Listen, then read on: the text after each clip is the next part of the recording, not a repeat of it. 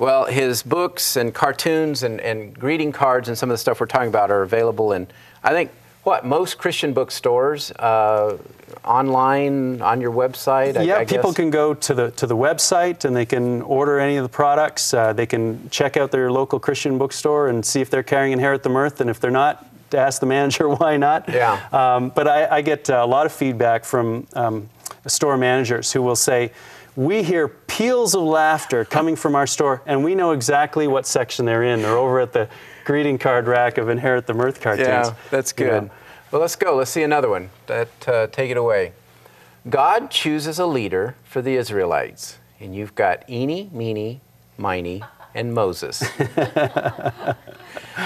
Excellent. Again, where does that come in a dream? I mean, do you have to work at that?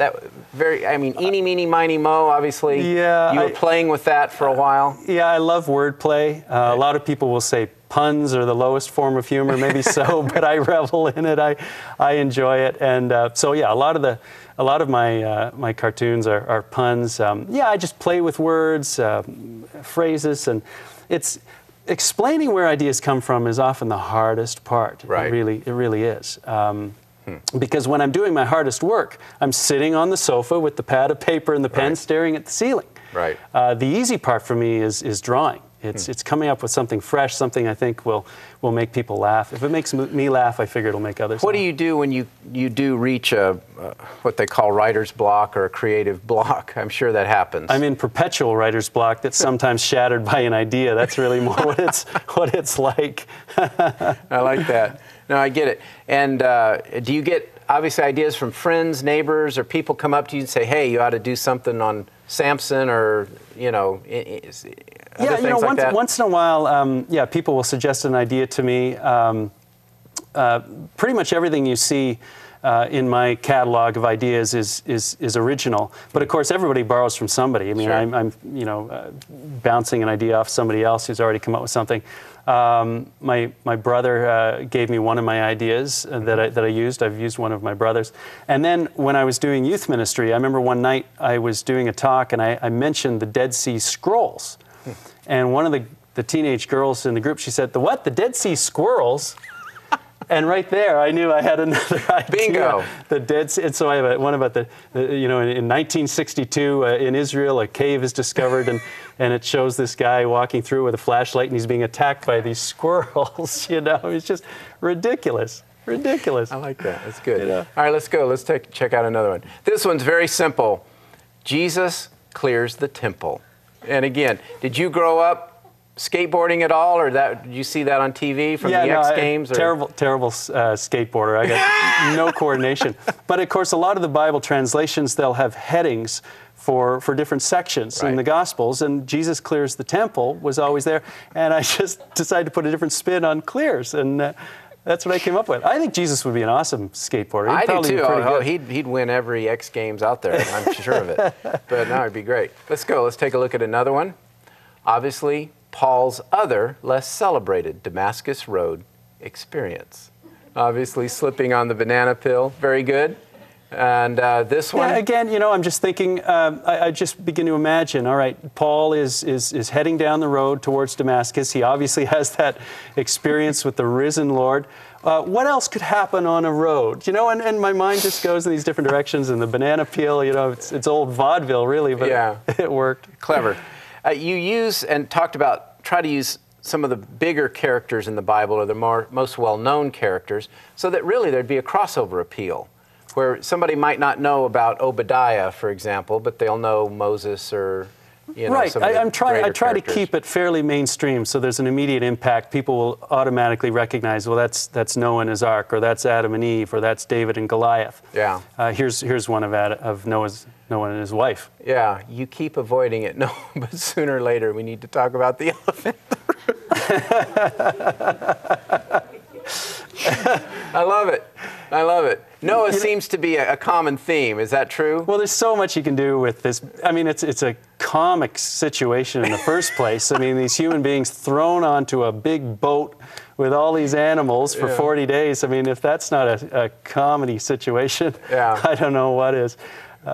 Very clever. But I'll do talks. I'll do speaking about the interplay of faith and humor.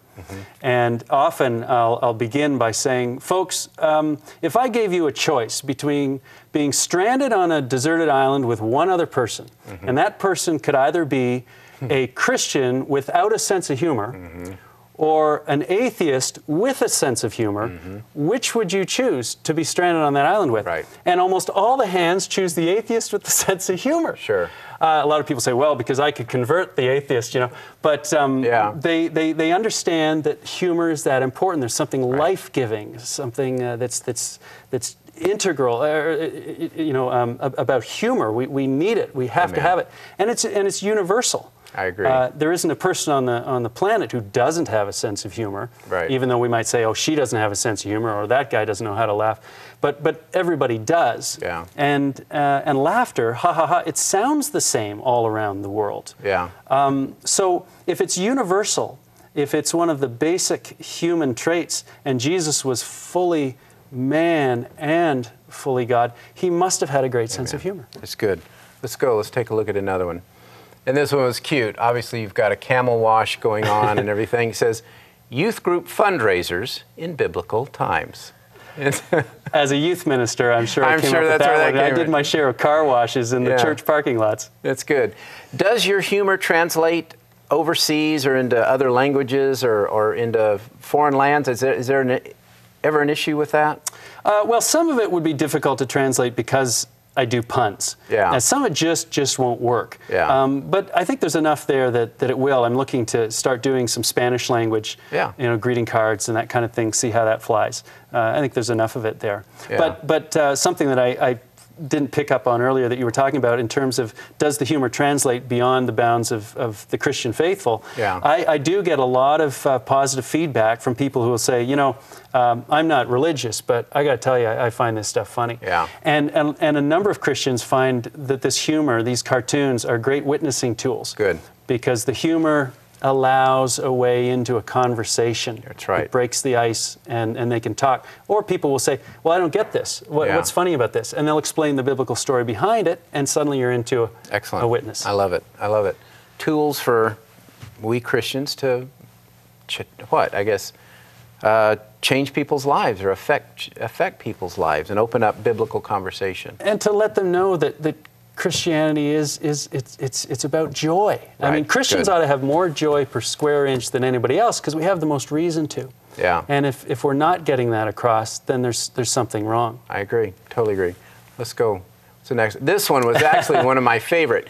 Now, on TV, you got to be careful because there's a little foot in a robe down in the lower right, and obviously that's the empty tomb, and the guards are saying, "What do you mean? That wasn't you who just said good morning." And that one is very clever and very subtle, but that is a typical one that could open up a conversation too, could it not? Yeah. With people that maybe didn't know about the resurrection or anything like that. Very well done. Yeah, it's excellent. Let's go to another one. I'm sorry, I know the punchline. In the middle, the two guys are wrestling over a People magazine, in case you can't see it on the screen. It says, during the 40 years of wandering in the desert, there wasn't much to read. And it says, so let my people go.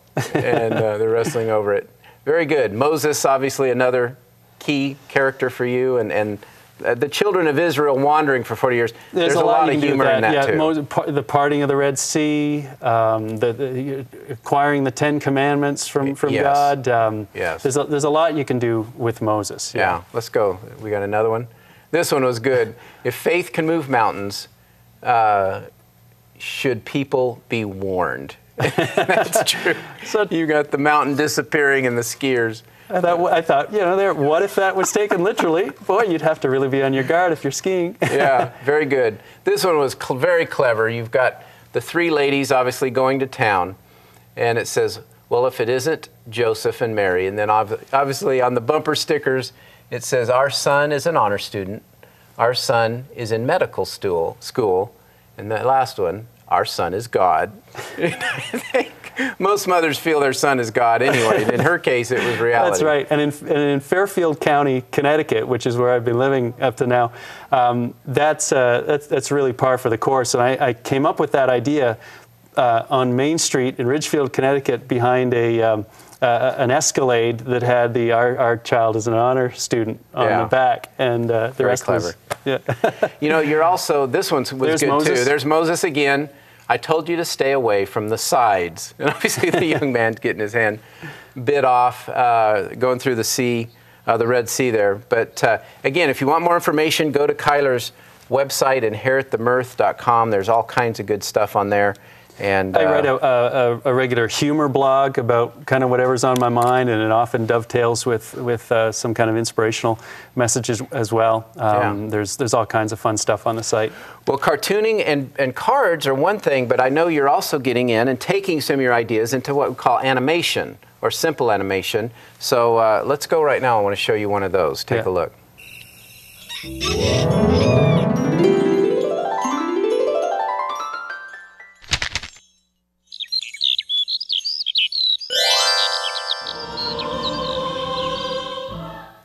Birds of prey, and obviously there's wordplay. An easy pun right there. Yeah, there's easy wordplay. Yeah. That was good. Again, that one comes from. Do you write words down and kind of play with words in that regard to kind of get the double meanings? I don't know if I write them down so much as just sort of let them rattle around in my skull and see what I come up with. But once in a while I'll think I'm close to an idea, it's not quite there, and I'll write something down and come back to it later.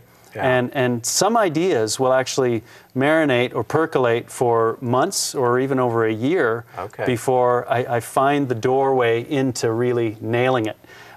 So that does happen. It takes a while, some of them. Let's go see another animation. Take a look.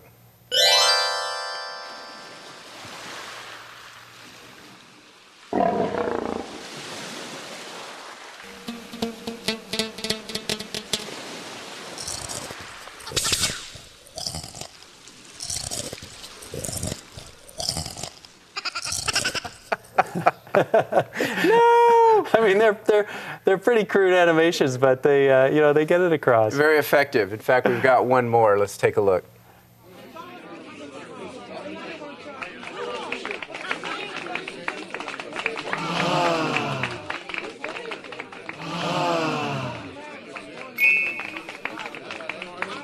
He thinks the sign's a bit much.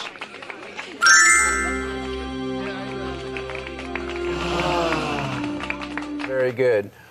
The plan with the animations, can those be turned into e-cards now? I know people are sending e-cards around into emails. Yes, and that they're kind of thing. available right now on the website as e-cards in different categories. You want to send an anniversary or a birthday or a get well, they're on there, and we're generating new ones all the time. Yeah. Mm-hmm.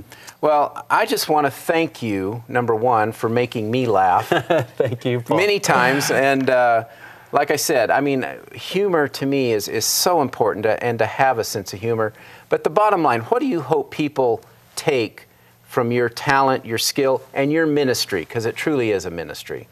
I want them to feel that that God is giving permission for them to be people of joy and to laugh. Good. And to share the humor that is in the Bible and in the character of Jesus with other people. I think it's so often ignored or sidestepped, but Jesus had a great sense of humor. Amen. And it's there to see it in the Bible. If we explore, I would encourage and challenge the viewers to go back and look through the Gospels and look for that evidence of Jesus' sense of humor. Good, good. I love it. Thank you, my friend. Thank you. All right, check out the website if you will.